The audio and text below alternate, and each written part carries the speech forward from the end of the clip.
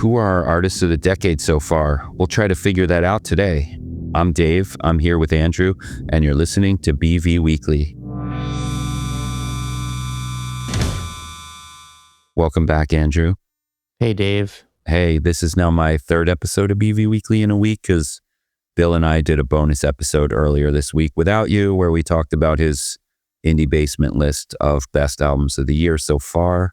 Go listen to that. Go listen to our episode last week if you want to hear us talk about BrooklynVegan's bigger mid-year list of best albums of the year so far that we all contribute to. Also, on the episode with Bill the other day, we talked about the new Narosta Steel album, which came out at the very end of June. Update to that conversation, because just today, Thursday, while we're recording, actually, that got a kind of predictable 9.0 best new music on Pitchfork. Probably the most predictable 9.0 of the year so far. Yes. Well, to those of us that were watching the hype that happened very quickly across social media in the past week. But yeah, that 9.0 has for sure solidified it. This album is one of this year's sure to be most talked about new records that nobody heard of 2 weeks ago. Anyway, go listen to that Narosta Steel album. Let us know what you think. You can always email us at bvweekly@gmail.com with questions or feedback on this podcast. Speaking of social media and people and social media bubbles, there's been a lot of people making music lists this week on Twitter, which are like the best American indie bands, which are the best indie songs. And there was even a newer one, which is what are your favorite artists of the decade so far? Who, I forget how it's worded.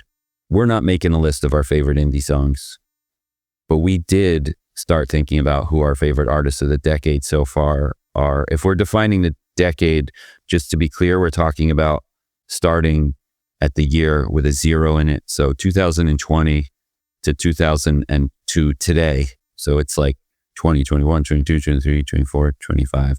5.5 years, yeah, of music. Oh, right, because hasn't been a full 6 year yet. Yes, right. Yeah. 5. No, 6.5. 0, 1, 2, 3, 4, 5 is 6 full years, and then half of this year. 6.5 years. Yes, 6.5. Sorry, I shouldn't depend on math on my fingers in the middle of recording a podcast. Too stressful. So that's what we're talking about, and we have some thoughts. Yeah, so you and I talked a little bit before we recorded, and we came up with like around a bunch of artists that we definitely both agree are for sure in the conversation of, top artists of the decade so far for both, you and I as people, but also sort of like BrooklynVegan as like an entity in the music that we tend to cover and hype the most. And then we both had some others that were maybe like, definitely, I had some that were definitive for me. You had some that were definitive for you that didn't necessarily cross over. So I think what we're going to do is kind of go through these, hash it out, and try to figure out, can we figure out who is our artist of the decade so far? Yeah, we probably won't be able to do that. We probably won't end up with a sure number one, but we're gonna give it a shot and talk it out and yeah, just get into some music we love. And like you said, it's complicated the way we think about these things. I think, at least for the Twitter thing that's going on where people are listing their artists of the decade so far, it's like a very personal thing. And as music critics that run a website, we're also doing that thing where we're also always thinking about impact and, sometimes popularity. We often give a very not popular, relatively speaking, band best album of the year, but that doesn't mean that like Olivia Rodrigo won't be number 2 on the list or even number 1 if we really think it's number 1. But we weigh these factors sometimes. And it's a cycle, kind of a vicious cycle maybe, because it's like those personal lists are also influenced usually by, music critics and perceived impact. I mean, you brought up the best indie rock songs, and like, reading those lists, it just feels like there's 100 different lists that are all really similar versions of each other, because it's like, I think whether it's conscious or subconscious, you end up having this feeling of like, oh, like, it's got to have like Pixies, Dinosaur Jr., Built to Spill, Modest Mouse, Pavement. Like, the list can't not have those bands. And so it becomes like, is it really your personal list, or are you sort of like also kind of subconsciously making what feels somewhat objective, even though there's no such thing as being objective in this case? Exactly. And so what I'm trying to say too is what we're doing here is kind of a mix of all of it, but it's definitely leaning a little more unlike the what does Brooklyn Vegan as a website and group of people who have similar opinions think, and with impact mixed in, and less this is the 10 artists that Dave has listened to the most in the past 6 years. And I think that is the thing that happens when you have a group of people like we do, is, you know, an artist that all four of us or three of us agree on is going to jump up. Then, you know, and if it's just something that one of us loves and the other three are like, you know, it ends up being less in the forefront for us. So there is like some version of consensus because we're a group all throwing in our taste, you know, our telling each other what we're into and seeing where we cross over and stuff like that. All right, so we're trying to figure out who's the artist of the decade. And when people on Twitter made these lists, it was like 10. Who are your 10 artists of the decade? I immediately started to try to make mine, given all these variables that I've already explained, sort of. And I could not stop it at 10. And I think the problem is because I'm thinking of all these different factors and I'm not like, let me just look at the top 10 most listened to artists. And so the problem I found is I can't make a list of the top 10 that doesn't include huge stars like Chappell Roan, Olivia Rodrigo, Charlie XCX, 3 extremely obvious inclusions and contenders for the artists of this decade to me. But then by the time I keep listing artists of that size, I realize I've run out of room. So I'm already nearly at 20. And so I think, you know, we talked a little bit ahead of time and both of us very quickly, without even working together, had like 15 of the same people. And so those are my first 3 nominees, though. That's another way to say we got Chappell Roan, Olivia Rodrigo, and Charlie XCX. Chappell Roan, I feel like, is easily one of the most definitive artists of the last 5 years. I mean, like, even if Pink Pony Club was her only song, she'd be on the list, I think. Like, it's just, it just went from like the slow burn of her career, and then even her first full-length album, even that being a slow burn that didn't really pick up until the year after it came out. So she's just been this total slow burn that just turned overnight almost. Sorry, that doesn't make sense. It went from a slow burn into a total eruption of just like when people look back on the 2020s in 10, 20, 30 years from now, I think she's going to come to mind right away. I mean, Olivia, same thing. And it's interesting how Olivia and Chappell, they both work with the same co-writer and producer, which is Dan Nigro of the underrated indie band As Tall as Lions. And so shout out to Dan for going from being in an underrated indie band to being the core collaborator of 2 of the most important and definitive pop stars of a decade that begins like 20 years after his band sort of began. So that's cool. Yeah, I mean, Olivia, it's just like we talk so much about her because she has an album out this year. So we've been talking about her a lot recently.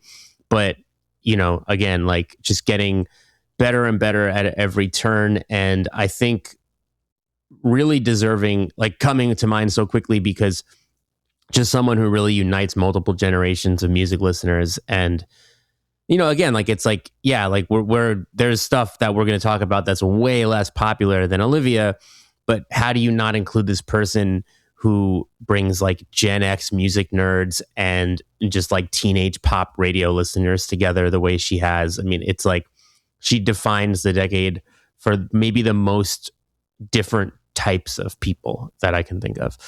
When Chappell Roan and Olivia toured together a couple years ago or 3 years ago, whenever it was Chappell the opener or Olivia the opener? It's no, crazy Chappell was the opener. Chappell's the opener. Because the thing too is Olivia like came out of Disney. So like Olivia was sort of like, you know, kind of did the normal like trajectory of a mainstream person who is like in the mainstream system. Like when her debut album was announced, I think the label knew it'd be a hit, whereas the label did not know Chappell Roan's album was going to be a hit. It was, you know, I feel like when she all of a sudden did get famous, like I would imagine her team was like trying to catch up with the fame, because, you know, it just like, it didn't, that like, even the fact that she was just, that whole story of she was booked lower on music festivals than she was big enough to play by the time they happened, you know, like it was just such a surprise. Whereas I think Olivia, there was like, oh yeah, we're going to put this record out. She's going to become humongous. She's going to play arenas. Like, you know, this is all going according to plan. You know, that's what it seems like. Yeah. Well, it's crazy that just 2 or 3 years later, Chappell has made such an impact that I almost can't remember which one was the opener. But I remember at the time thinking, oh, they got to Chappell Roan as an opener. What an amazing, almost accidental double superstar bill, because she rose so quickly. And but you know what?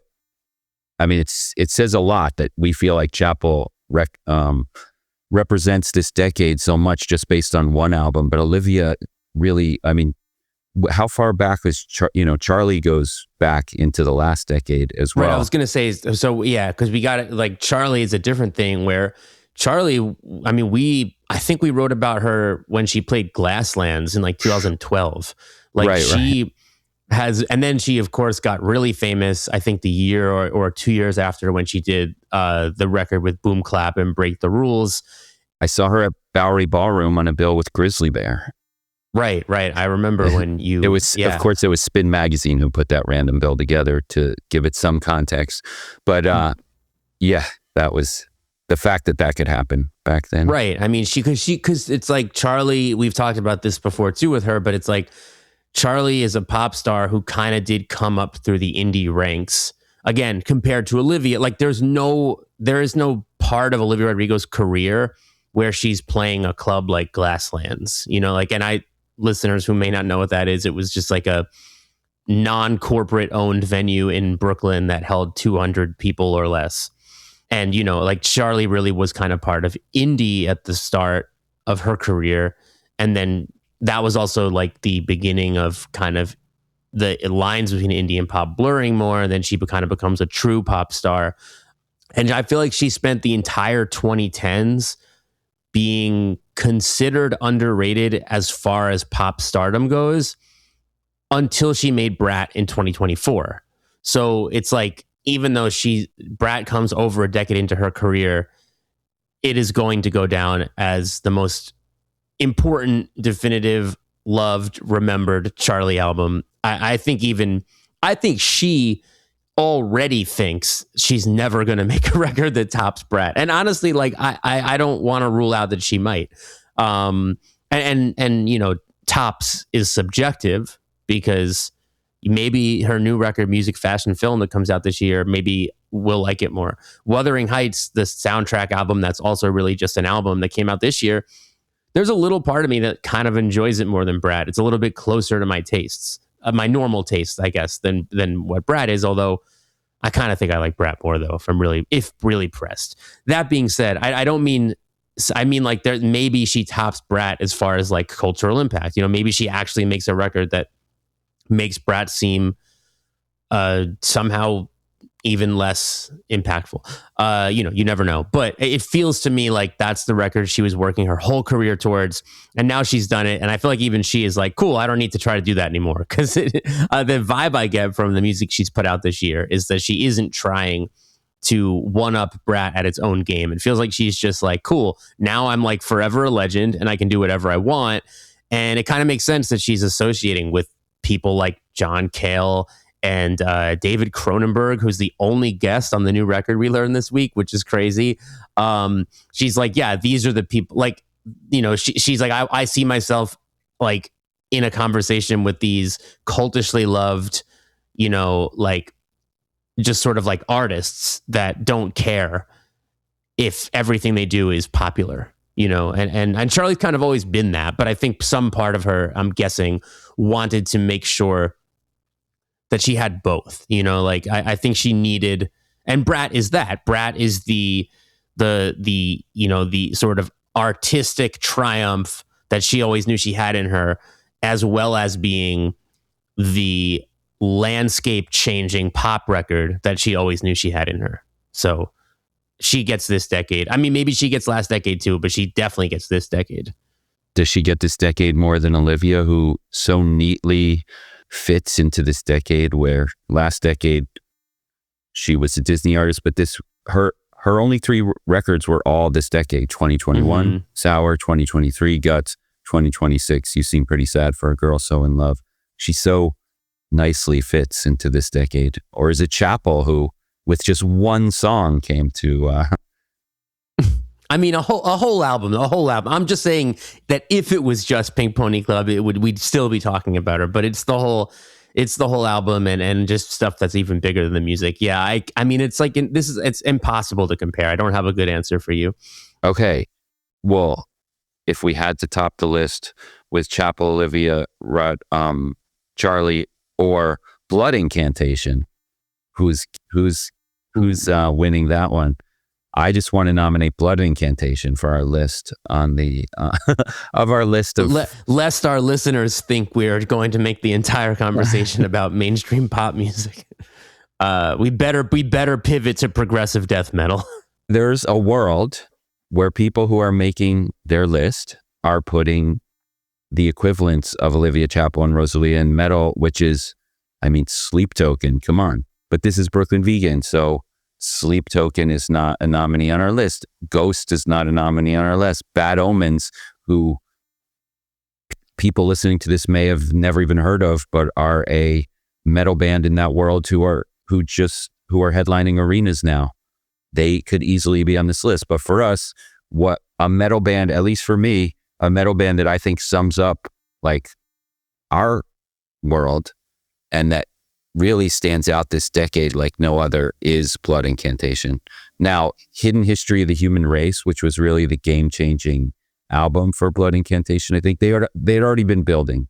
People already loved them. It wasn't like that album didn't come out of nowhere, but like the leap they took from that one and the leap they took on that one really set them apart. And it came out just like November of 2019. So it's been with us just at the start of the decade and here the whole time. And then they've redefined themselves again by releasing ambient music, and then another great album of death metal mixed with ambient music. And we continue to look where they go. They're super influential. I mean, I think Absolute Elsewhere from 2024 is their defining statement, not Hidden History of the Human Race. So 2 defining statements this decade, arguably. Right. If you were like, who is, at least if we broke it down by genre or like scenes or whatever, like if you were like pop artist of the decade, I don't know. I can't even pick between just those 3 that we talked about. And I got others. Yeah, exactly. Yeah.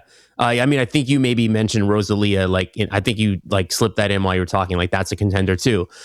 But I think without question, as far as I'm concerned, the metal artist of this decade is Blood Incantation, the metal band or whatever. Like it's not even, whoever number 2 is not close. Although I guess I jump ahead to an artist we will talk about more soon. I'm not including Knocked Loose as metal. I'm concluding them as hardcore. So Knocked Loose would maybe give Blood Incantation a run for their money, but I don't think that's a metal band. Primarily, I think that they're a hardcore band with metal tendencies. So Blood Incantation for me is the metal band of the 2020s. You are like way more of a metalhead than me, but I always have like a few metal bands that just like transcend the genre as far as I'm concerned and just become like a total mainstay of my music listening, whether I'm in a metal phase or not. And Blood Incantation is kind of the first, with Absolute Elsewhere in particular, the 2024 record is kind of the first album to like truly be that for me since I mean like somewhere in the late 2010s. Like it's like it just transcended the whole metal world in my opinion, like more so than anything in even the past like 5, 6, 7 years.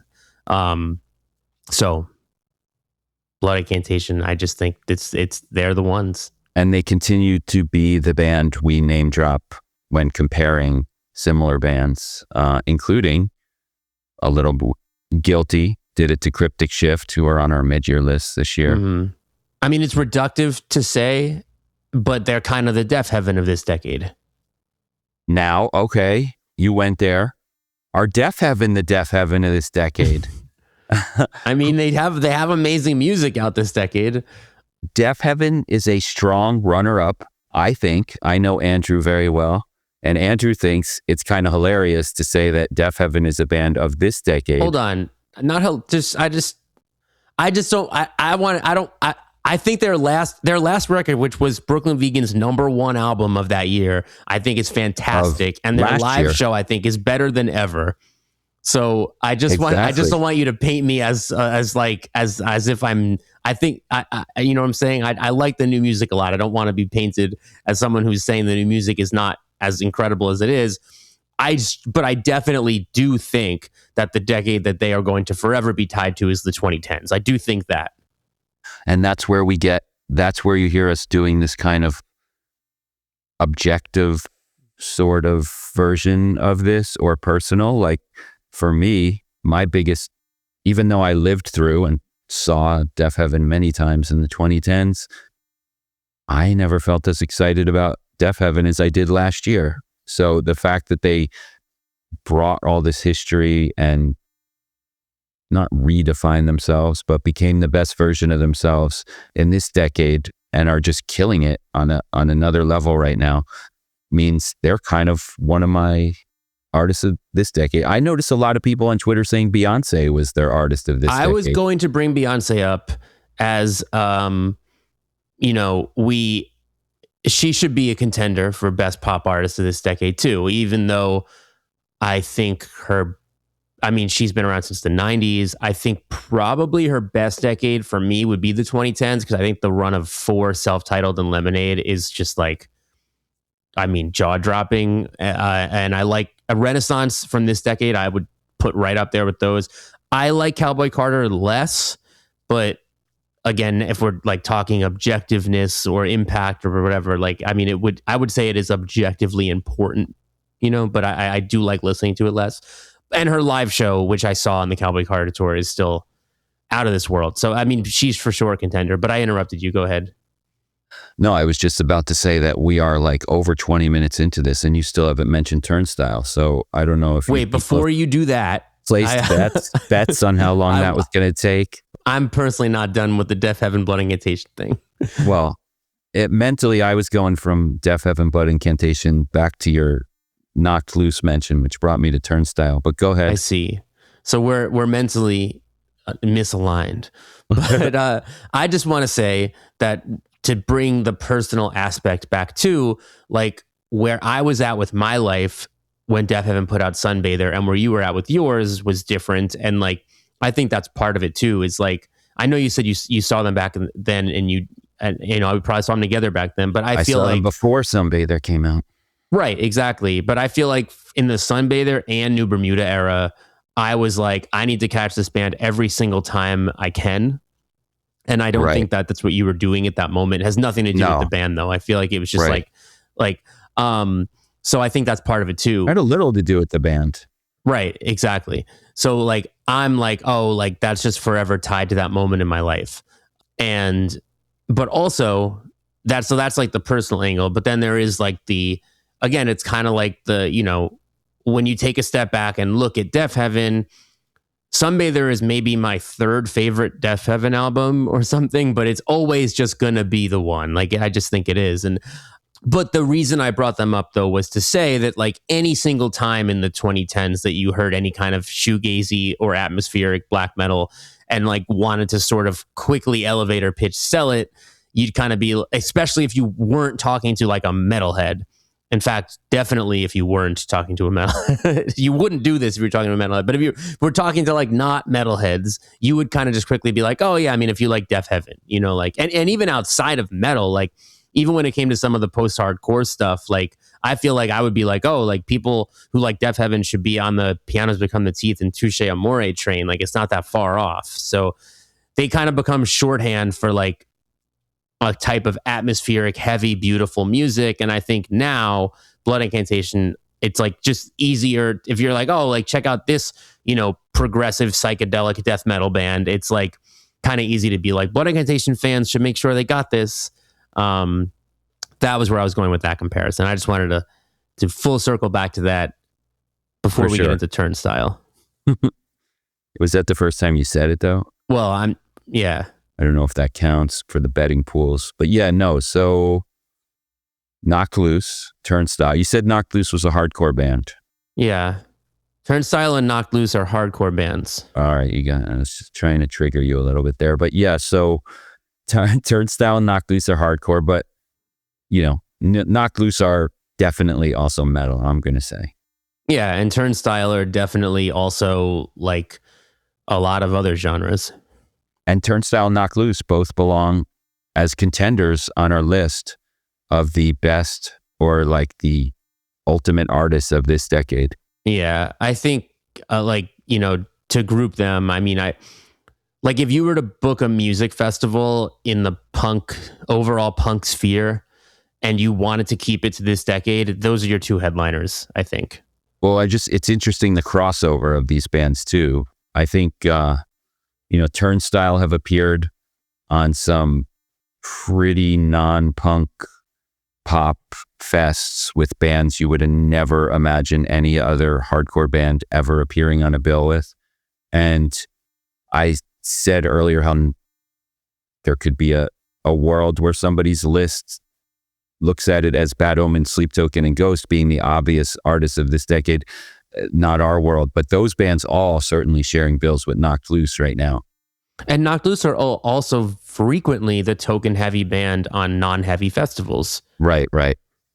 Like Knocked Loose to me are almost like, this is like a weird comparison, but like they're almost like a full realization of like, I don't know, like what maybe like Trash Talk could have been or something, where like they're like could be like the one extremely heavy band that you listen to or that plays the festival with a bunch of no heavy bands, and people are like, yeah, they're crazy, they're so cool. Or like I feel like a better maybe comparison too could be like, I mean, they toured with them, so I'm almost tempted to say like Slipknot, but like, Slipknot were on MTV, their video would be visible to you within the hour of like a Justin Timberlake video.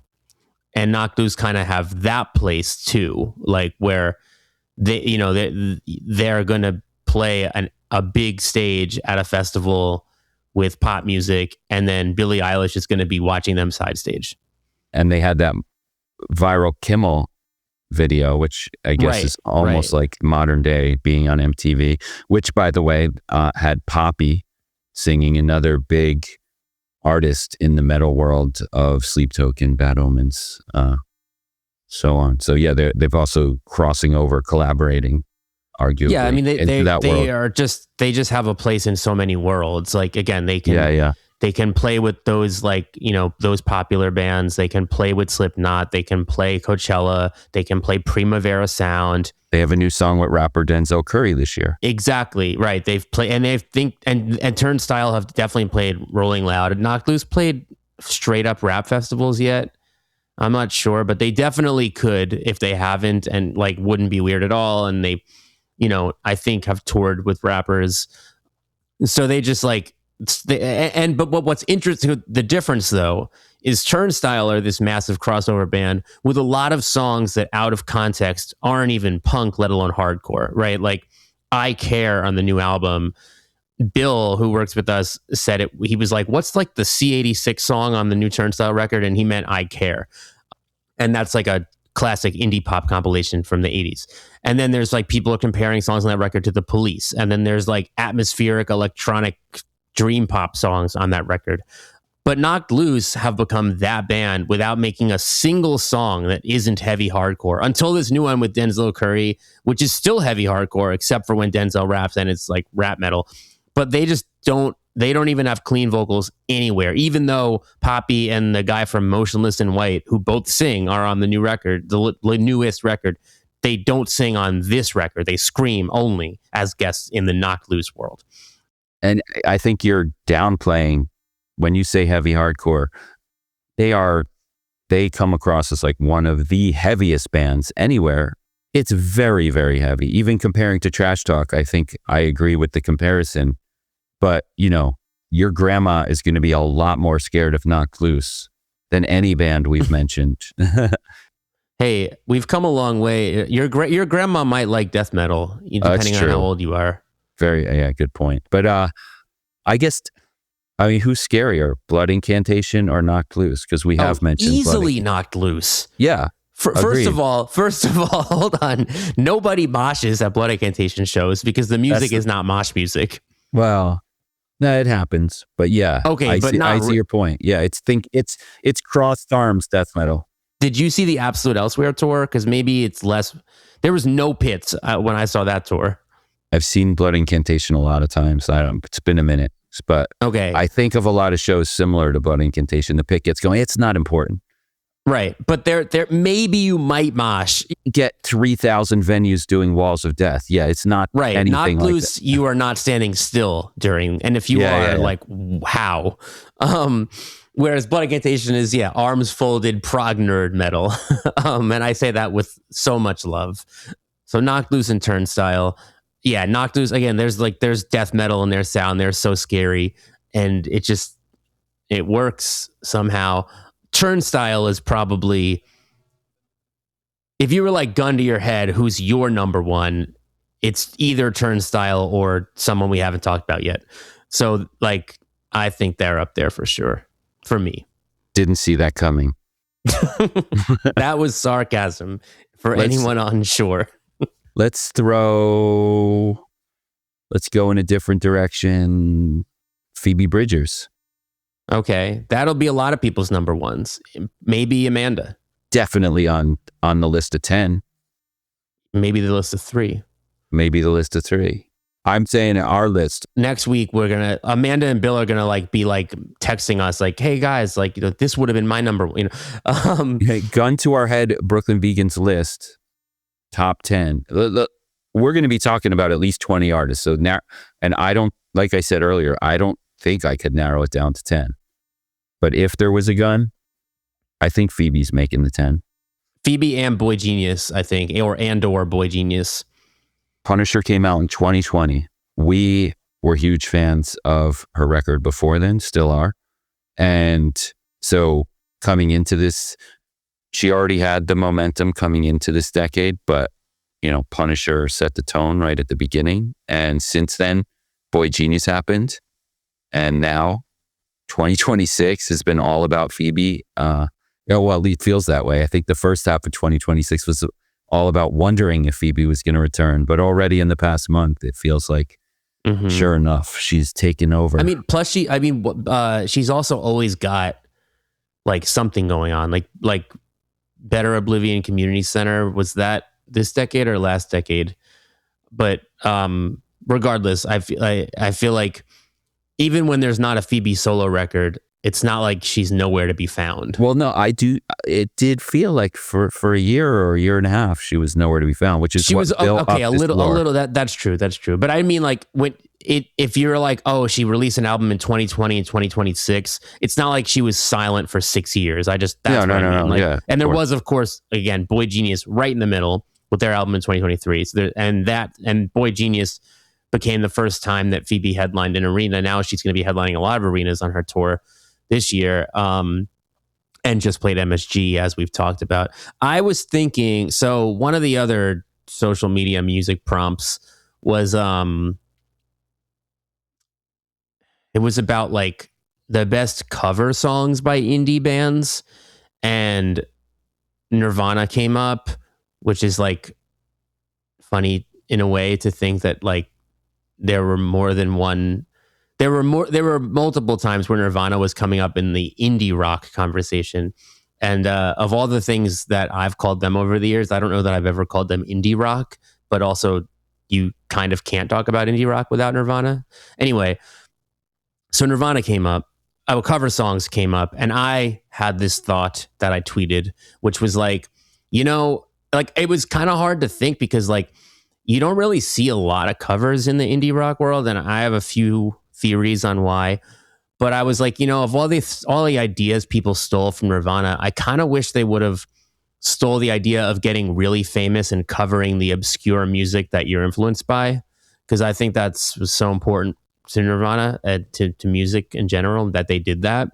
And then I was like, well, who would do that now? And my brain went to Phoebe Bridgers, because who else truly came out of the underground and is now an arena artist, in like and not just an arena artist, but like really prevalent within the mainstream pop conversation. Like, I mean, Phoebe has collaborated with Taylor Swift. She has influenced Taylor Swift and pretty much every other she's influenced a lot of very, very popular pop singers, including Olivia, including Billie Eilish, who should also, I think, be a major contender for this list. Including Gracie Abrams. Yeah, right. Like, it's just, she is like, you see the biggest pop stars in the world influenced by Phoebe. You see them maybe working directly alongside her. And now you see her being that famous. Like, you can kind of accurately call her mainstream pop music, but she always will be an artist who came from the underground and who still makes her music. The new single Lost Boys sounds just like the music she made on her first record when we saw her play for 80 people. So I think that Phoebe is like, she's kind of a Nirvana in a way, just in what she sort of means for the underground infiltrating the mainstream. So who do you need her to cover? Well, see, that's when I have to bring my theories up, which is, I think that a lot of the indie music of the past 20-ish years really makes a point to sort of be influenced by these like more classic artists, whereas Kurt was kind of just influenced by like the stuff he grew up around, you know, like when you look at like, oh my God, like Kurt made Meat Puppets and the Vaseline's popular. Yeah, they were like the music of his teenage years, and he got famous in his late teens, you know, like early 20s. Like, whereas I feel like you're like with Phoebe, I'm like, oh, she's influenced by Elliott Smith, but that's an artist from 20 years before she started making music, you know? And it's like, I'm like, oh, who's another like arena indie band? Like, oh, Vampire Weekend. But they were just like calling back to Talking Heads and all this like already kind of classic stuff, you know, like, and I'm like, who, like, so I don't really know, but maybe the answer would be like, I don't know her exact personal taste, but like, it would just have to be something, I guess, maybe from the kind of folky or indie sphere, that she sort of was part of, you know, early on. Like, I don't know. I mean, the first time Phoebe and Julian Baker toured together, that tour was also with Pedal. So maybe Phoebe should cover Pedal, you know, and then that could be this generation's Vaselines. In some ways, Phoebe is doing that with her label, which was called, what was her label? Satisfactory. Right, but the news recently is they lost the Satisfactory name. So Satisfactory was always part of Secretly Group, and more specifically part of Dead Oceans, which is part of Secretly Group, which is also Phoebe's label still now on this new album, amazingly.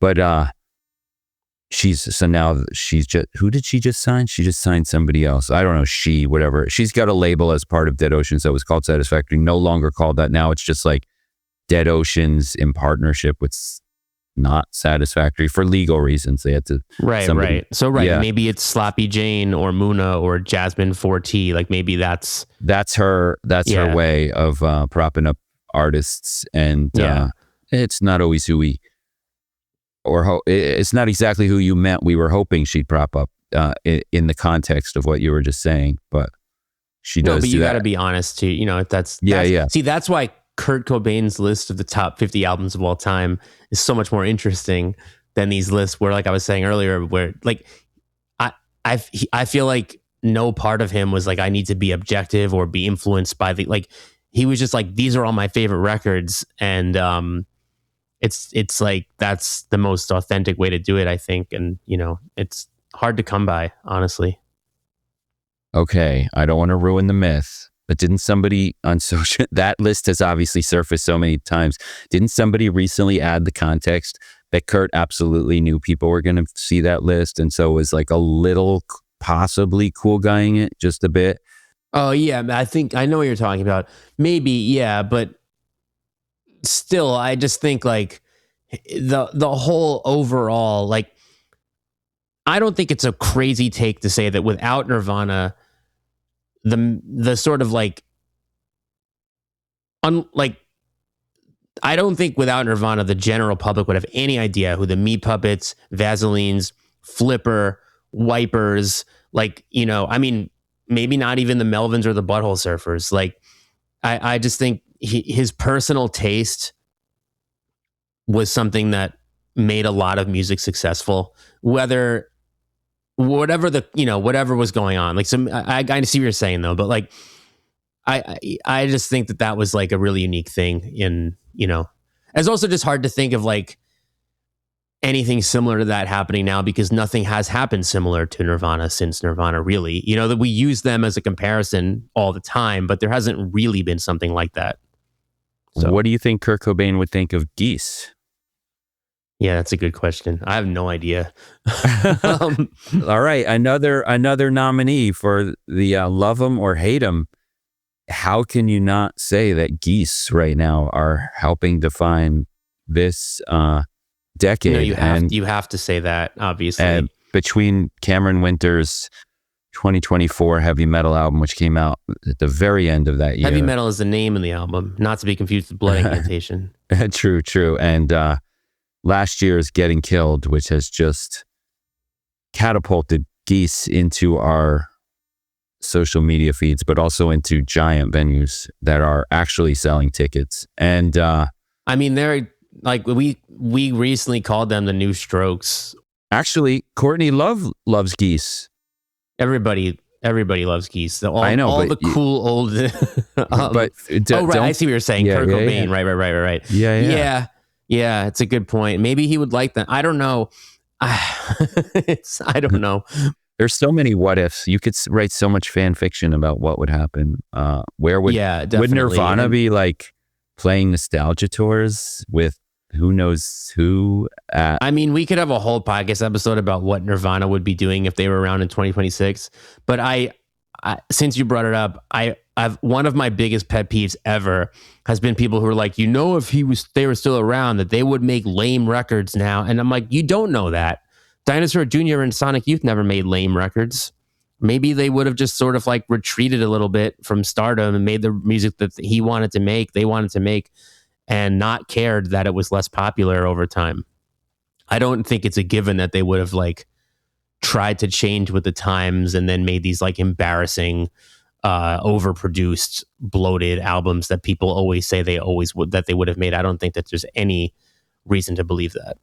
Now you got me all mad. Let's get back a little more on track and quickly. I'm gonna yell out a whole bunch of bands that are nominees here for this list. And I'm starting with Geese. We talked about Phoebe / Boy Genius. Geese, Wednesday / MJ Lenderman. Yeah, so this would be my other contender against Turnstile for me personally. MJ alone or MJ combined with Wednesday? I think it's like the greater universe. See, like, I guess that makes it Turnstile, but like the whole sort of orbit around Wednesday and MJ Lenderman, and then like they are objectively the leaders of that orbit, I think. So I think they would be the ones on the list. But it's like, I mean, this whole, and then, you know, but with Turnstile and Knocked Loose and Hardcore, there's a similar thing, right? Where it's like, if I really had to think about what defined this decade so far for me, like I would also be naming bands like Fiddlehead and Angel Dust and Military Gun and Scowl and, you know, Drain and Anxious and like these hardcore and quote unquote hardcore adjacent bands that like Turnstile kind of are the one to pick, you know, but it's like there's a whole scene around it.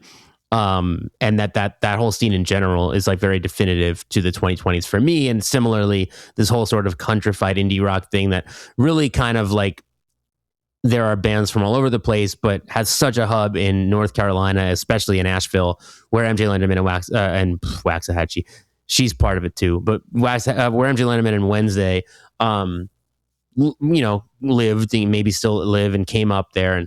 And so I just think it's like, I don't even know, like I can't even pick between those two let alone just the like the whole sort of ripple effect of them, like and just how many records like MJ Lenderman in particular plays on, or the members of Wednesday and MJ Lenderman and the Wind, one of which is out this week. We'll talk about it later. But it's like I once compared their little whatever they are to like the Grateful Dead and their friends, like Jefferson Airplane and even like David Crosby. And like, if you look at a lot of the records that came out of the San Francisco psychedelic scene in the 60s, a lot of them had the same people on them. And, you know, a lot of those people were in the Grateful Dead and were in Jefferson Airplane and stuff like that. So I think it's kind of like that, where it's like, you know, if you're a Deadhead, and you're a completist, you're not only buying Grateful Dead records, you're buying every record Jerry Garcia ever played a guitar solo on, you know? So is MJ Lenderman the Jerry Garcia of the 2020s? Maybe. Did MJ Lenderman help reinvigorate Waxahachie's career? Waxahachie is also high up there on our list. She's got to be one of the most fascinating examples for this conversation, I think. And I think it's a mutually beneficial. Like, I think MJ Lenderman maybe helped reinvigorate her career, but I also think that she helped put him on.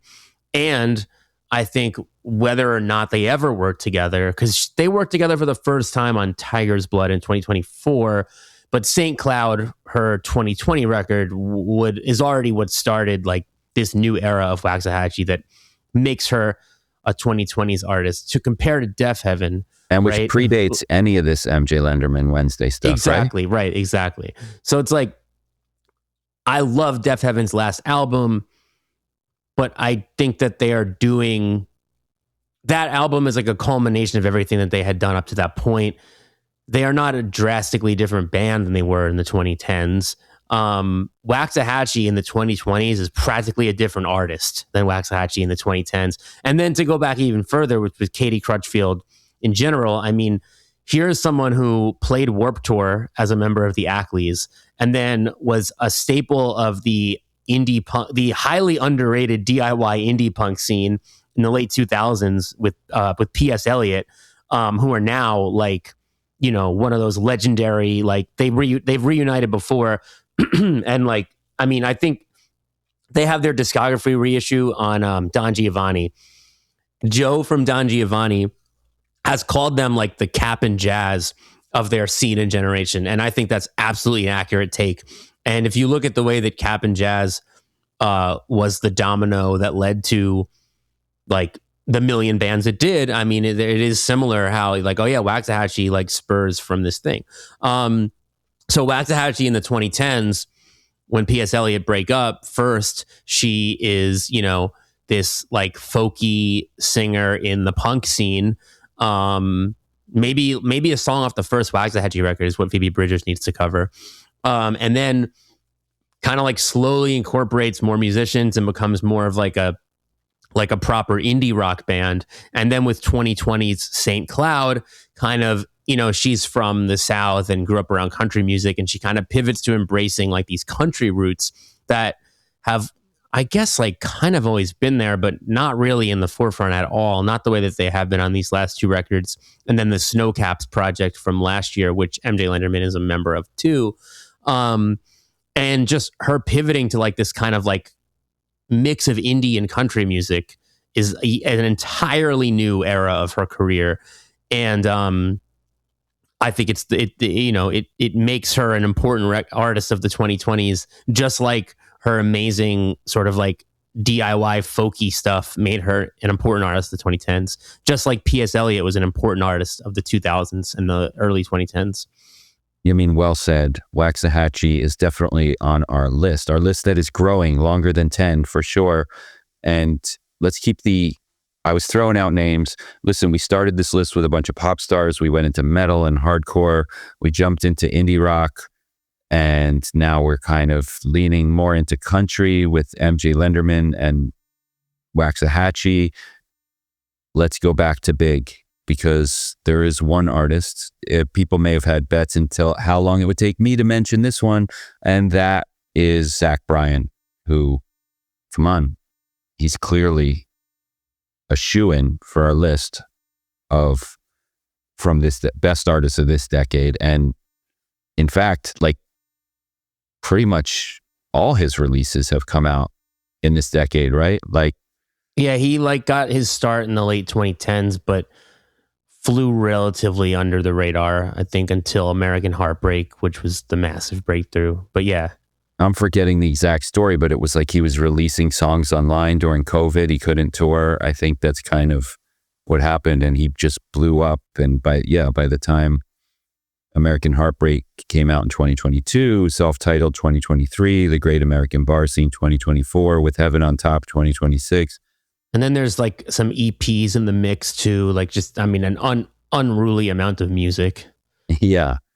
The live album too, like just so much. When did he start appearing on our end of year lists? Have the last three, including the new one, all? I want to say, I forget if we put American Heartbreak on it or if maybe that just made like a top country albums list and then the self-titled made the main list the next year. I mean, as far as this is one of the biggest artists in the world who sounds very much like one of our favorite indie rock artists, our favorite indie country artists. And he just keeps album after album. He just keeps doing it again. Much as he's just a great songwriter. Like he has no self-editing, the albums are 27 songs long or something. And he just seems like he releases every song he's ever written. And it's just, he's just got like that great songwriting touch that great songwriters have. And he doesn't even change his style up that much, but it's like, I think it speaks to when you're a great songwriter, like you don't have to evolve your style to make something that feels entirely new, right? Look at the Ramones, like it's like they have so many amazing albums because they just kept writing amazing songs in the exact same style. And he's kind of like that. He's the Ramones of pop country. That's said as a joke by that. I don't really mean that, but there's something there. So Zach Bryan is both in the Olivia Rodrigo conversation and the MJ Lenderman conversation all at once. MJ Lenderman, who was supposed to be on tour with him right now, but dropped off that tour. And kind of that Phoebe one too, because like he's sort of like the mainstream ambassador for a lot of, smaller stuff. Like it's not the same because Kurt Cobain literally came out of the underground, whereas I mean Zach Bryan was not always popular, but I wouldn't say that he like came out of the underground per se. But he's putting on for much smaller artists and collaborating with them pretty regularly. And take like again, he would have had MJ Lenderman on his tour, which like that's an amazing the same way that like I mean Wednesday toured or will tour soon with Tyler Childers, like that to me is like how you use your platform, right? Like that's a perfect example of, to us, MJ Lenderman and Wednesday are massive, but realistically they're not massive compared to people who can play arenas and stadiums. So to see arena and stadium headlining country singers who have no real need to take these artists out, whose major labels probably wish they would take out someone smaller on the same label, are taking out MJ Lenderman and Wednesday, like that's the way to do it. Jumping to Fontaine's DC. Have to be on the list. Really leveled up in 2024. Yep. It's just really crazy. I mean, we talked, I remember talking about this, I forget the context, but I talked at some point on BV Weekly about how like when they first came out in 2019 with Doggerel, their first record, they're very much in that scene of like UK post-punk bands like Idols and stuff like that. And the reason I remember this is because I got called out on Instagram for saying UK because Fontaines are from Ireland. And I know that, and I'm sorry, but that was the scene they were part of. That's what I meant. According to the internet, they are currently UK, but yes. Oh, really? I didn't even know that. Anyway, see, I was right. Anyway, so I feel like, to me, like, I think the most, the comparison that lines up the most perfectly for them, I think, is they are the Arctic Monkeys of their scene, in that Arctic Monkeys came out of like this post-Strokes garage rock revival full of bands that all wanted to be the Strokes, and they sung on one of their records, "I just wanted to be one of the Strokes. Now look what you've done," or something like that. I don't remember the exact lyrics. Sorry, Alex, for butchering it. But he literally sang on an album, "I just want to be one of the Strokes," like when the band started out. And then with 2009's Humbug, Arctic Monkeys transcend the post-Strokes garage rock revival, and they just become a band of a generation. And then with 2013's AM, they become like the biggest band of a that is like, it's wild to like, it feels like a different universe when Arctic Monkeys put their first record out and we're in that scene compared to the AM band and the post AM band, which is just like these absolute rock stars who you can't even believe were ever just some like post Strokes band. And I feel that with Fontaines, where like with Romance, they just absolutely elevate. They just become one of the best rock bands of their generation.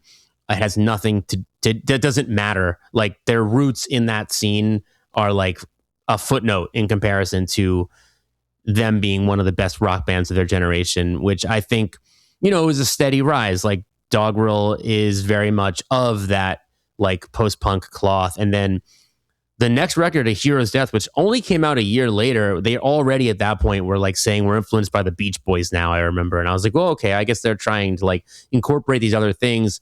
And it was a slow, like a gradual thing. Like there's a little bit of that there, but they still kind of sound like the band they were on their first record.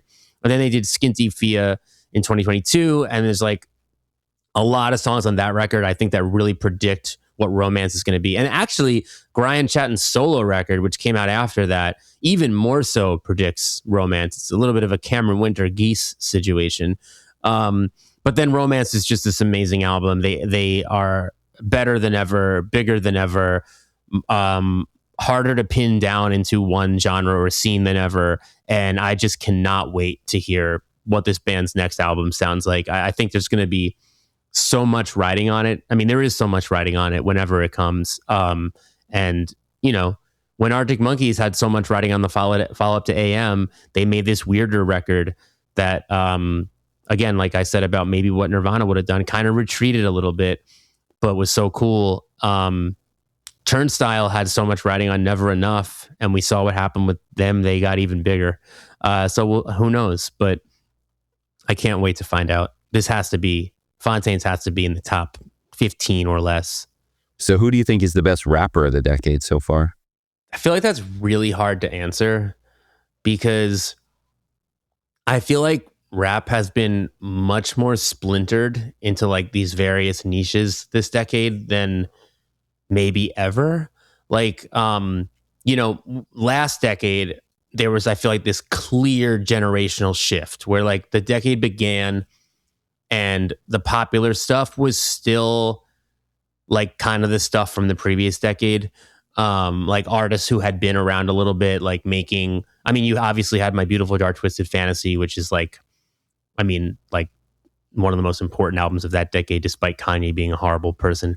And then, he was obviously already established. And then you just kind of had like other records from rappers who were big in the 2000s that were like popular, but maybe just weren't as interesting as what their better albums were. And then all of a sudden you just get this influx of this new generation with like, Kendrick and Black Hippie, ASAP Mob, Odd Future, Danny Brown, Joey Badass. Like it's just this whole new generation of rappers who were like, we're going to take things back a little bit to the way they were in the 90s, but also look forward and make things weirder and do things different. And it was just like, it just felt like it totally disrupted the rap mainstream. And then those artists became the new rap mainstream. And, a lot of this decade's best rap albums and songs are from still those artists. Like Kendrick has 2 amazing records this decade, and Not Like Us, which is probably the biggest rap song of the entire decade. And Tyler, the Creator, has put out 3 of his best albums this decade. But I feel like there hasn't really been another big, clear generational shift moment like that. but you have all these niches, you know, like you have like the rage rap stuff with like Yeet and Blady, is it pronounced? And like, you know, then there's like the really sort of like internet auto-tune, like Xavier So Bass and Shay and Skywater and like that kind of stuff, with which I know a lot of people kind of prop up as like maybe the most important thing happening right now. But then there's also like the kind of boom bap revival with like everybody in Griselda and Rock Marciano, who's obviously been around but still just ridiculously prolific, and Boldy James and a million other people, which is Freddie Gibbs with like the records he's done this decade, which I feel like we would say is like one of the most exciting niches in rap at the moment. You've got like the whole Billy Woods orbit with like Arm & Hammer and like his label Backwoods and all that kind of like this like resurgence of like New York experimental underground rap. Like it's almost like the successor to like the Rhyme Sayer Def Jux era, but like with a new spin and a probably honestly for the most part a better, it's overall better, I think, than that stuff was, as save for like Aesop Rock and early LP, which is incredible. And then and then there's like Mike's whole scene, and I'm forgetting things, but I feel like it's just like there's these like little kind of like splintered niches, and you know, again, for us, I would say Griselda has to be a definitive artist of the decade in hip hop. Billy Woods and Arm & Hammer, his duo with Elucid, has to be up there. I mean, Kendrick still a contender, like we kind of, you know, Not Like Us, et cetera, et cetera. For me, the rapper that I think owns this decade in the way that, like, because I still think similar to Def Heaven, like I still want to give Kendrick the 2010s, and yes, this is an important decade for his career, but like I still like am gonna kind of tie. I think he's the greatest artist of the 2010s. I think the rapper that for me defines this decade, not on that level yet, but on the way that Kendrick was like working his way towards, would be Doechii. I think that she, similar to that previous generation I was talking about, has this really interesting mix of throwing it back to nostalgic things, like, you know, like forms of hip hop that are loved already, while totally doing things that are new, making it her own. She's blown up. I think the next record she does next, that she still hasn't released. You know how rap is weird with like mixtapes versus albums. She still insists she doesn't have a debut album. I don't buy that. I mean, her quote unquote mixtapes are albums. They are on major labels, whatever. But I, you know, if she truly believes she doesn't have a debut album yet, then it does make me wonder, like, if she's gonna like pull all the stops in a way that she hasn't yet, and get even bigger. So my money is on Doechii owning at least the first half of the 2020s. But yeah, it's a hard question to answer. I mean, you could also mention like artists like Ice Spice and Glorilla and Sexy Red, who have all kind of had these massive come up moments.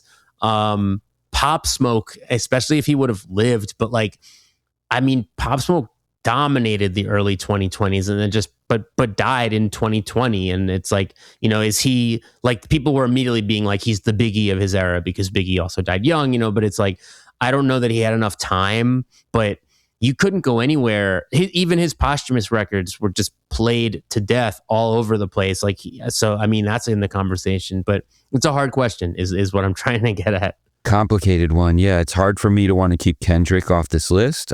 I just think there's so many, as much as he is the artist of the last decade, he is in some ways the artist of this decade. And he's only released 2 albums this decade, both amazing as always, but it's really the Drake stuff that took him to the next level that helps him define this decade, the Super Bowl. This is where I can say, if we're talking about what is Dave, who defined Dave's rap listening this decade, you know, Griselda, and that really is West Side Gun, Conway, and Benny the Butcher, all collectively albums together. All their albums are kind of together, but their solo albums especially, that for me, because that really, especially you look back, it's easy to look back at Brooklyn Vegan coverage also, and like lists we were making starting this decade in 2020, the excitement. I mean, it's important to remember that like a lot of these artists and Griselda were very much around last decade, but it was really the beginning of this decade that kind of they became more known and they became more in my consciousness. And those records, you know, Conway's From King to a God in 2020, Benny's Burden of Proof in 2020, which we were highly anticipating at the time after the Plugs I Met in the 2019, and just West Side Gun's Pray for Paris in 2020. I don't even know if I'm naming the right one. And then there was they did that one group record too, the Griselda record, which was, I forget what year it was, but like that was, you know, anticipated for so long because it had been talked about that it would come out eventually. And then like, I'm looking it up, but that coming out was another huge, that was in 2019 WWCD, but right. You know, I mean, 2019, it was November 2019. So we'll claim it for the 2020s. Yeah. So it was just those years that was so exciting. And, you know, it's hard to, we take it for granted because every single one of these artists has now released like 10 more albums, and they had then 10 too, before like then. Yeah. like, like you said, but I think you're on point with that. You know, something really clicked. Between they started making some of their best music and the world was catching on all at once, I think is what happened. Yeah. And I mean, there's a little bit of the Kendrick argument to be made for Tyler, who has certainly been leading artist in this decade too. But also along the take it for granted lines, come on, Boldy James, if we're saying who really represented this decade, maybe he's released 50 albums this decade. So we've started to not really be able to tell them apart. But as far as listening and, you know, but the King, maybe, I don't know what you already said, is Billy Woods and Arm & Hammer. So is Billy Woods the number one artist this decade, or is it Doechii? I don't know. I mean, they're both contenders for such different reasons. What I like about Billy Woods compared to some of the other highly prolific rappers in the underground is every single new Billy Woods album makes me fall more in love with him. I always say my favorite Billy Woods album is whatever the most recent one is. And I just can't say the same, unfortunately, for some of these other rappers who have like 20 releases in the last 3 years. Whereas like it just sometimes becomes like, okay, like whatever one I just like kind of got most obsessed with is maybe the best, because they're all good, but they're also similar that it starts to like, I think our brains can only truly appreciate like X amount of songs by an artist. I don't know. I always wonder about this stuff, like just on a you know, sociological level or whatever it is. But Billy Woods just seems to like win me over in new ways every single time. So I think maybe that makes him a step above all the other really great contenders. Being a Boldy James fan can feel like a full-time job. Billy Woods or Boldy James? Well, both. Oh, I meant Boldy James. I meant Boldy James. Yeah. No. Billy Woods, less so. Yes, being a Boldy James fan is truly a full-time job. Billy Woods is also, but not like Boldy James has released 6 albums since we started recording. Right. Yeah. No, not even close on Billy Woods. I mean, if you were just focusing on Billy Woods, you could keep up. And Elucid and Arm & Hammer. But yeah, so I want to go back. You said earlier during our pop segment that I maybe accidentally blurted out Rosalia, and I absolutely meant to blurt out Rosalia because Rosalia is on the list. Let's just say, you know, I wasn't directly comparing her with Chappell, Charlie, and Olivia, but she is currently one of our biggest pop stars. I think my biggest FOMO this year is not attending the Lux tour that is like underway or just happened. It already came through New York. I remember the nights it was happening in New York, and I'm like, wait a minute, why did I not take seriously going to these shows? Why am I pretending that this is not happening right now? And then she went and played LA, and a lot of people I follow and know personally were going and texting and posting from those shows, and my FOMO levels just reached new heights. Now, I've seen Rosalia before, and she was amazing. I can only imagine, it's been a while, so I can only imagine what the show has become at this point, just truly next level, and that's what everybody is saying. Now, Rosalia is also an artist of last decade to us. It was her flamenco, flamenco singer, right? Flamenco art originally, yeah. A flamenco. The album that came out in 2018 that I'm not going to attempt to pronounce right now, is it like best described as a flamenco art pop album? Yeah, I was maybe the biggest fan of this album among us at Brooklyn Vegan, and I was drawn to it for many reasons. Her amazing voice, which I see myself liking as a fan of Bjork, as a fan of Cocteau Twins, as a fan of classic 4AD and Dead Can Dance. These things, this appealed to me on that same level. And she talked about doing interesting things, talk about propping up artists. I don't know that Rosalia ever came from Bjork did come out of indie scenes and it was in punk bands, but Rosalia in recent years has collaborated with Bjork, which felt like such a full circle moment for me as putting Rosalia in that category from day one. So I think she's making some of the most interesting music at her level of pop stardom in the United States and around the world. She's not from the United States. No, right. But I didn't mean she was from the United States. I meant like she's basically on the level in the United States as the Charlie XCX, Olivia Rodrigo's, and so maybe that to you is a weird point. But I'm saying she's not like she's as much a pop star here as all the other people I mentioned, is what I mean. Right. Yes. At this moment, I think that's awesome. And I think she's in there. And actually, somebody who is from the United States, weird comparison, but that we totally forgot to mention, but is probably objectively on this list no matter what. How have you not said Bad Bunny yet? I know. I was thinking once you got to Rosalia, I was like, okay, there's another Spanish language singer that I haven't mentioned yet. That, yeah, I mean, like I think you can make the argument on a sort of objective level that Bad Bunny is the most important artist of this decade. And he also, got famous in the late 2010s.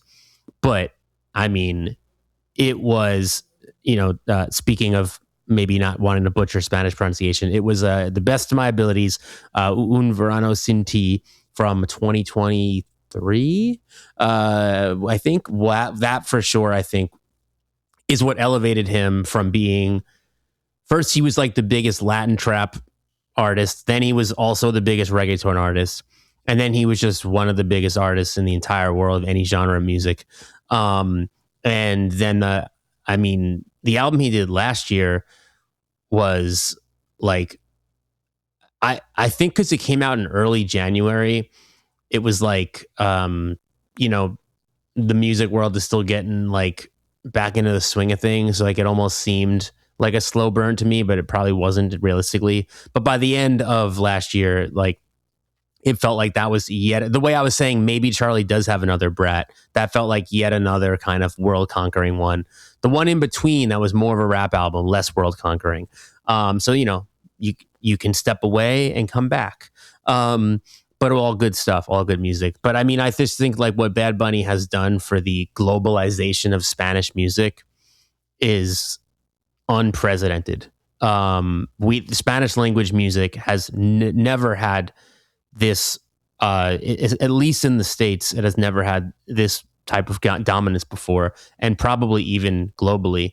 But then going on to do stuff like the Super Bowl, I mean, it's just, he is historic. That is the objective thing. He's objectively, historically, like just, changing everything. But then the music is just unbelievable. My favorite Rosalia album is her reggaeton one, Moto Mami from 2022. And that, she's from Spain. whereas Bad Bunny's from Puerto Rico. But that was her being from Spain, kind of taking from the Latin American pop music and doing her version of it, which I was really a fan of her doing. I liked her spin on it. Bad Bunny is obviously actually from Latin America, and this is like the music that he grew up around everywhere. And I think he truly is the best at the moment. I mean, just there's a lot of other good artists in the reggaeton and Latin trap world, but he's the biggest for a reason. He is the best. And it's just like, yeah, I mean, unparalleled stuff. Who does the Super Bowl have to book this year to keep the run of legendary halftime shows going with, I mean, I was just looking back, no offense to, Dr. Dre a few years ago or Usher 3 years ago, but they've been on a roll 2 years in a row with historic halftime performances, Kendrick and then Bad Bunny. And that also partially historic for supposedly making a lot of people mad. But what do you think? I think they would have to book This Is Lorelei. Oh, all right. Perfect segue. Let's throw some other artists out that could be making this list. We knew this was coming, or did we? Yeah, we have. It has to talk about him. I mean, Nate Amos, the person behind This Is Lorelei, who's also a member of Water From Your Eyes, has had this moniker since I want to say 2014, but it was not until 2024 that he released a proper album. And, obviously not as big as some of the other artists we've talked about, although clearly rising right now. But I would say, I probably review 5 to 12 albums a week for Brooklyn Vegan, and I listen to even more than that. So like doing quick math, if we average 10 albums a week, then we're talking about 520 albums a year that maybe I'm listening to. It's probably even more. So that's a ridiculous, unhealthy, not normal amount. And This Is Lorelei's 2024 album has stuck with me for now 3 years in a way that I can probably list on one hand the amount of albums that I listened to so consistently this decade, that came out this decade, for 3 straight years. Like he's one of my most played artists. That album is one of my most played albums of 2024, 2025, and 2026. And then on top of that, you've just got his songs being covered by MJ Lenderman, by Waxahachie, by Cameron Winter of Geese. So 3 artists on this list. Haley Williams, who we should probably talk about too, has covered him. Maybe 4 artists on this list have covered his music. I mean, like, he's your favorite songwriter's favorite songwriter. And at this point in time, he's getting big enough that he might just be your favorite songwriter. The new album, instantly anticipated. The new single that's out now that we talked about a couple episodes ago, one of the best songs of this year, I think. I just think, I know, like, again, like, might seem more random than some of the others, but it just feels like what a moment in indie rock to see This Is Lorelei's just like absolute, like, kind of just shaking up the indie rock scene in a way that I very few artists I think you could say about have done in the past decade. Totally. And yeah, you said Haley Williams. I mean, come on, Haley Williams, definitely serious nominee for this list of artists defining this decade. An artist that has redefined herself this decade, who is newly independent, who was fronted an arena band for many, many years, previous decades, and has released at least 3 solo albums this decade. All her solo albums are this decade, right? Mm-hmm. And yeah, her solo career is for sure this decade. And she is everywhere. You said This Is Lorelei has been covered by 3 or 4 artists on this list. Haley Williams has collaborated with everybody we mentioned on this list, except Benny the Butcher. And well, hold on. She's collaborated with Turnstile, Phoebe Bridgers, and that's it. but yes, she is. She has collaborated with Deftones, who it's got to be a contender. Honestly, a better answer for Super Bowl might be Deftones, but we'll get there in a second. But she Yes, she has just been everywhere, collaborating with so many cool artists. Like you said, she's off a major label, so I feel like she's like newly like has this like kind of she feels very free, like just doing whatever she wants, not worrying about what a major label might think of any of her choices in her career, and making amazing music in the process, and putting amazing. yeah. I mean, I think her so like yeah. I mean, Paramore are undoubtedly one of the most important artists of the 2000s, right? I mean, I think, during the pop punk emo boom, they're one of the biggest and best bands. That is not debatable. And then in the next decade, the 2010s, I think Paramore actually released their best album, After Laughter.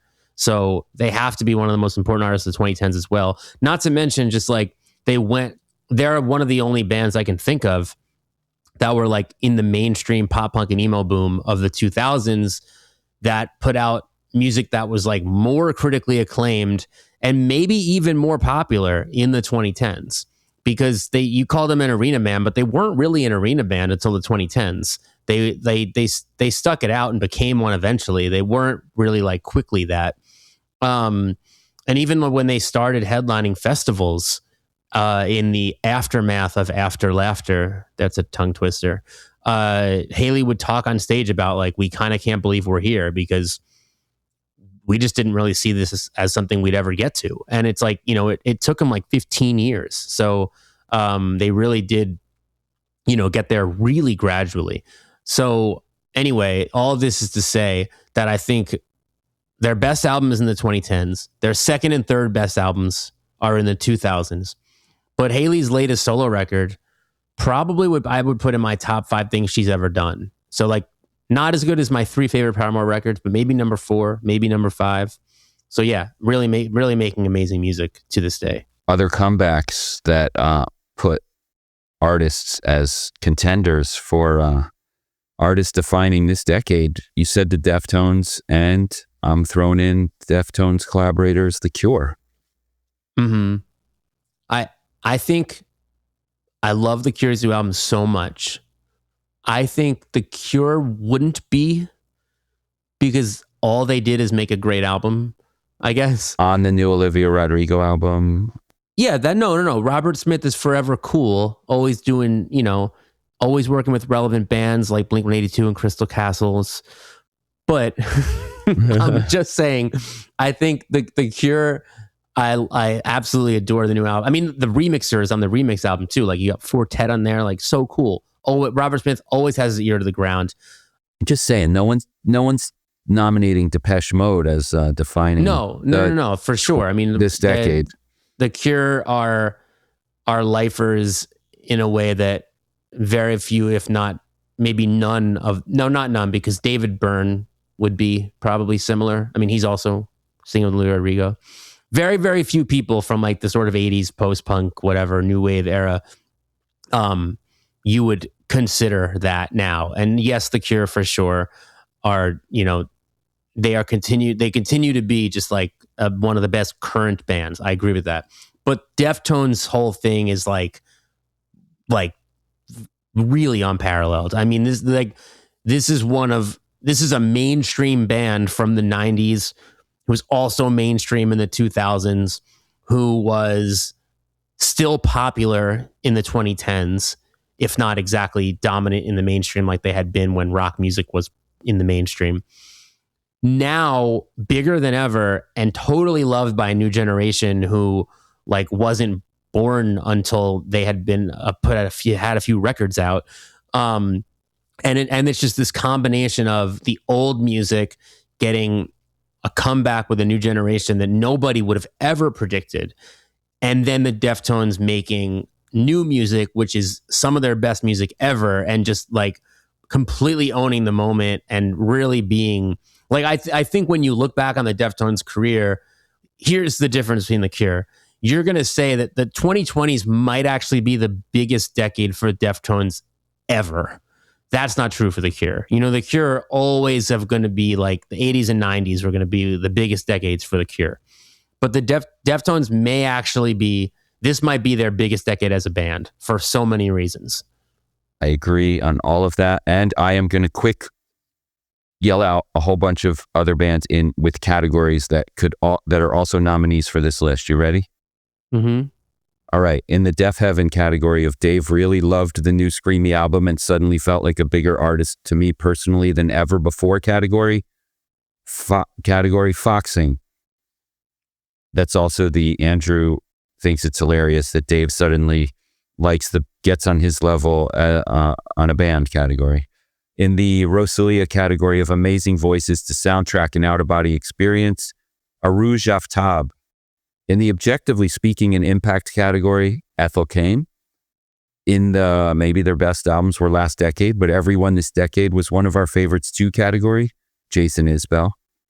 In the also last decade, but oh my God, how insanely big are they and constantly doing cool new things category, one of the biggest rock bands right now category, King Gizzard. In the oh my God, we love this band at Brooklyn Vegan, but they barely exist somehow category, Home Is Where. Barely exist. I mean, are they still a band? Are we sure? Home Is Where? They put out a record last year, right? Are you sure? Kind of the same category. The country one. Hunting Season came out last year, and yeah, they Fine. exist. Kind of the same category. A band who we said made the best album of the year one year this decade, and I can't wait to see what they do next. Soul Glow. Much bigger than Soul Glow, but same category, Mannequin Pussy. In the can a new noise rock band really break through in this decade? I guess so, yeah, category, Chat Pile. And in the best polka dotted band who maybe are actually the artist of the decade instead of Bad Bunny category, Angine de Poitrine. Yeah, I definitely would have mentioned, I definitely think Soul Glow, Mannequin Pussy, and Home Is Where are contenders, especially that's very much my taste in music. I think I maybe brushed past Drain when we were talking about hardcore, but I think that's a contender too. It just really just the insane live show that's similar to Knocked Loose, works in surprising environments, but also great records, especially the last one. It's a hardcore band that I think could be in the conversation, but they maybe broke up a little soon. Gulch. I mean, do you remember just the insanity of Gulch and again, it's almost like, it's like when you look at a whole decade, you kind of sometimes have to remember these sensations. Angine de Poitrine is fresh in your mind, but what if their 15 minutes is up by the end of the year or something, and then by 2029, you're like, oh, I can't believe that we had them on that episode. Gulch was the Angine de Poitrine of their time, for sure. Maybe. Home Is Where I think best emo band of the decade is what I will categorize them as. Pool Kids runner-up. And who else probably is a contender? Hot Mulligan. Okay, yeah. I mean, they are the biggest emo band at the moment for a reason. I think they are, I kind of call them the Wonder Years of this generation. No pun intended with the word generation, but they just seem to kind of be leading the pack on a pretty specific type of emo pop. And, as we've talked about before, they're kind of starting to break through to new places, playing festivals outside of their realm, winning over new people. I think there's including you. I think there's a really good chance that we find out in 5 to 10 years that Hot Mulligan were a big gateway band for a lot of people into a lot of different stuff, lots of versions of punk, emo, stuff like that. Yeah, and I see 3/4 of their full-length albums are this decade. Yeah, and the best ones, I would think. I think that they, although formed in the kind of mid to late 2010s, I think their best music has come out this decade. And I mean, Gouge Away and Anxious. I think I mentioned Anxious. Those are contenders for me. Yeah, I feel good. I feel like I've named everybody I might name. All right. If you've been following along, please write down our list in full and send it to us at bvweekly@gmail.com. Let us know if we mentioned more than 10. Wait, so who's number one? We're supposed to, that was supposedly something we were going to do. All right, gun to your head. Who's number one for you? Who's number one for me? Mm-hmm.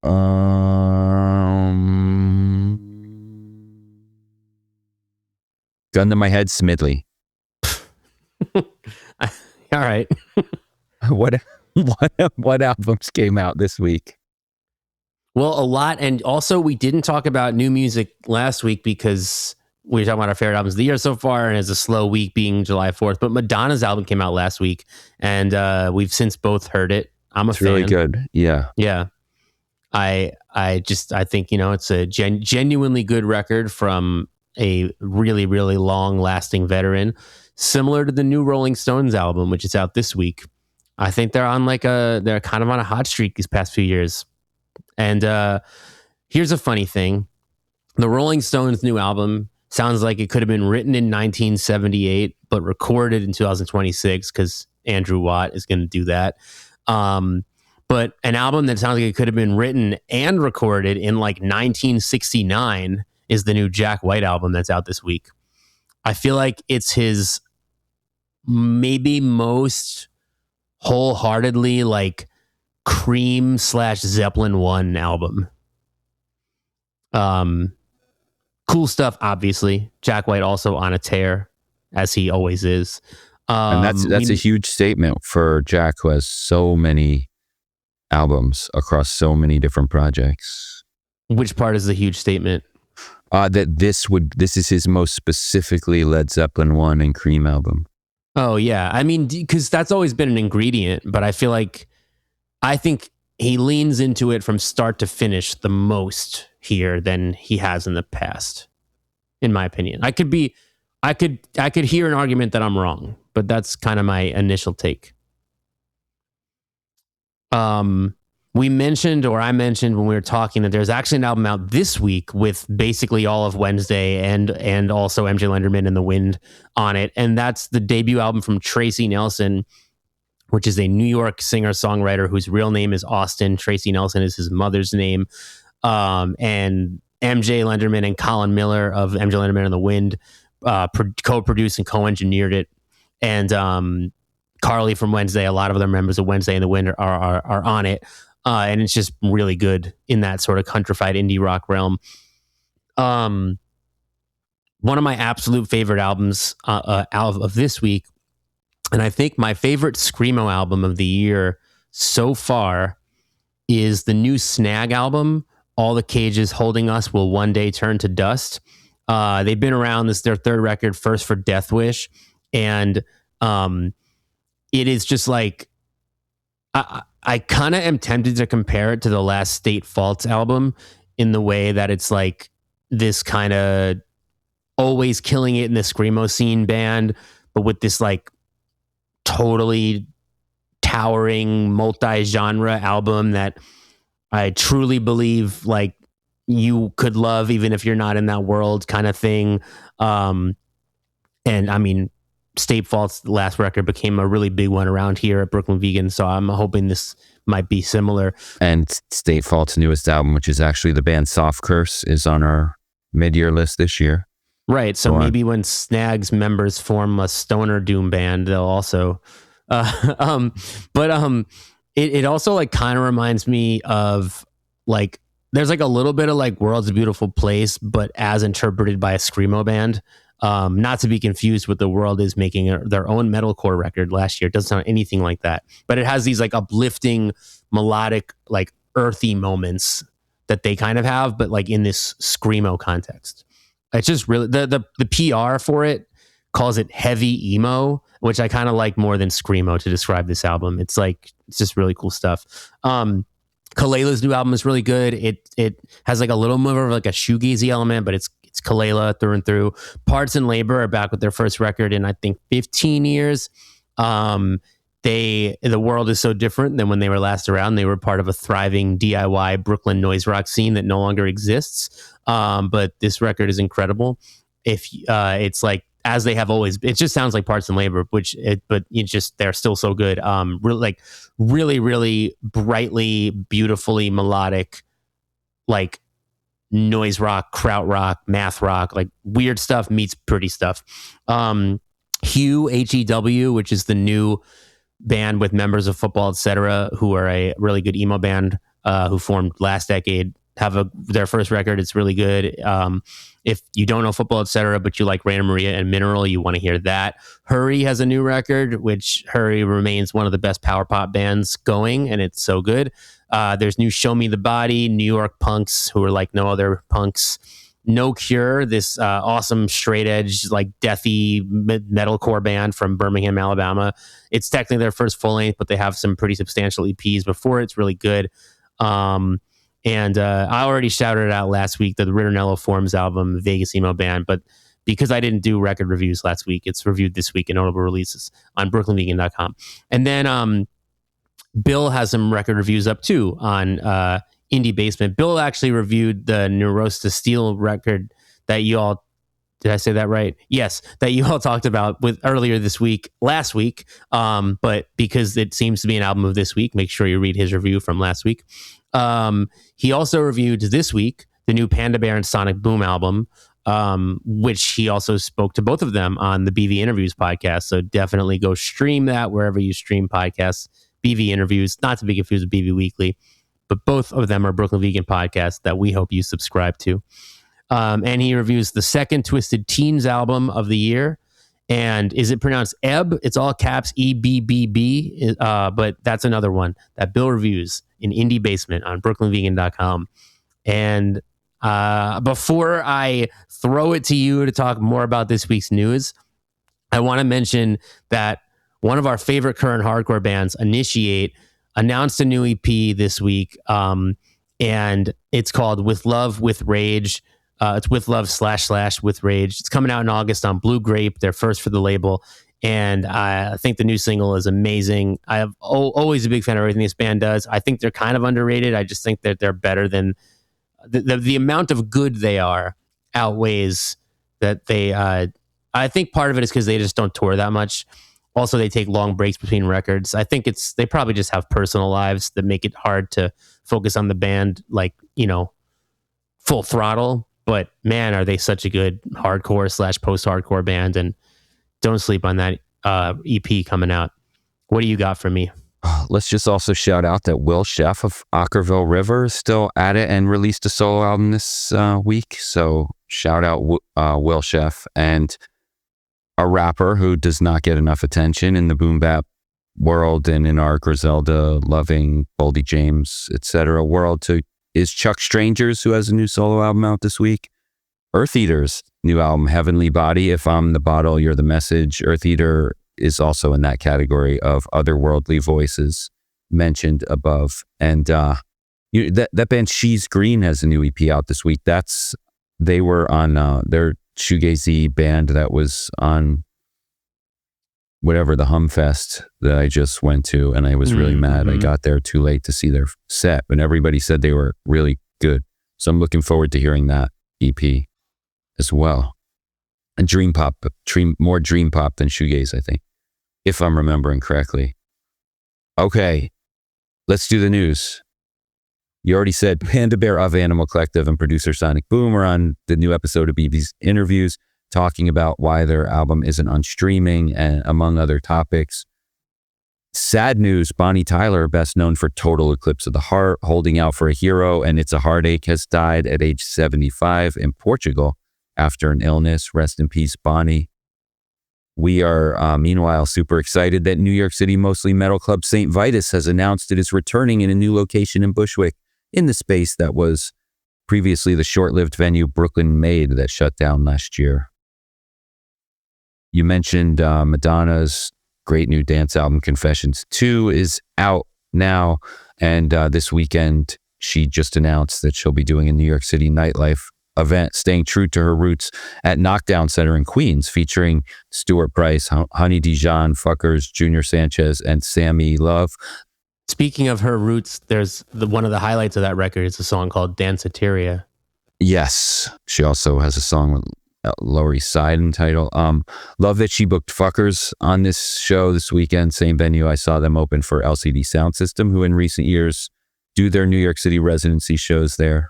The new Paul McCartney album is out now. I noticed Craig from New York Magazine says it's one of the best 3 albums of 2026, along with Slater and Boards of Canada, which is, well, sort of weird.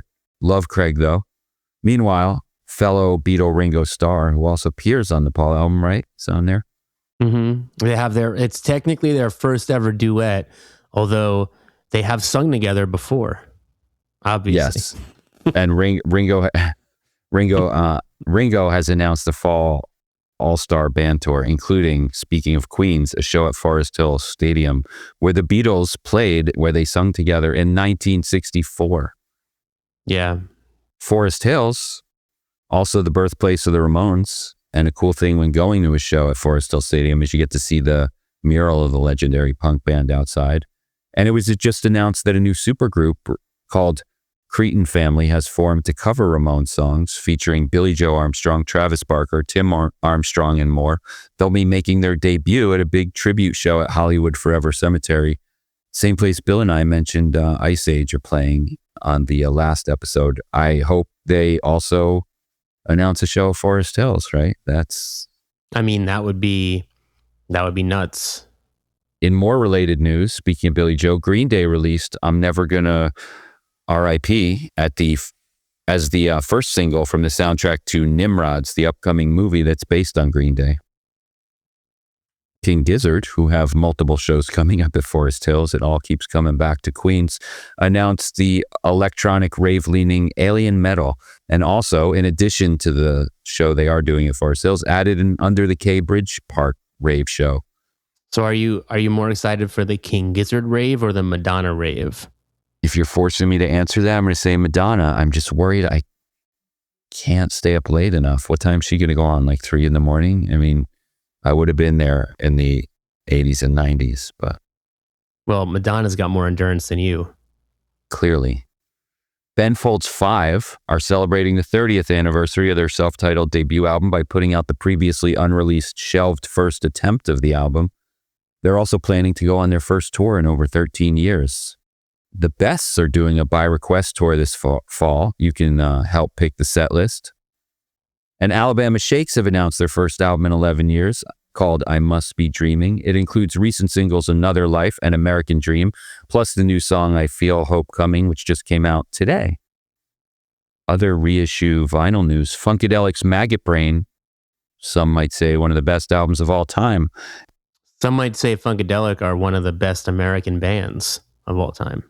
All right. To go full circle to the various Twitter prompts of the week. This album has gotten an analog remaster and is back on vinyl in various editions, not to mention CD and cassette. This is all very exciting, and these have all already been selling like crazy in the Brooklyn Vegan shop. I'm not kidding. Along with our other exclusives this week, I think it's our top seller. Go pre-order your copies now at shop.brooklynvegan.com. This has been a very long episode of BV Weekly, and Andrew, it's good talking to you as always. You got anything else? Nope. Until next week. Thanks for tuning in. Dave and I will be back every Friday morning with new episodes of BV Weekly. And in between the episodes, you can always get much more from us at brooklynvegan.com, on all of our social media, including Facebook, Twitter, Instagram, TikTok. You can pick up records from us at shop.brooklynvegan.com. And if you like what you hear, tell your friends about us, subscribe to the show, give us a good rating. All that little stuff goes a really long way. It really helps us a lot, and we really appreciate it. So until then, thank you again, and see you next time.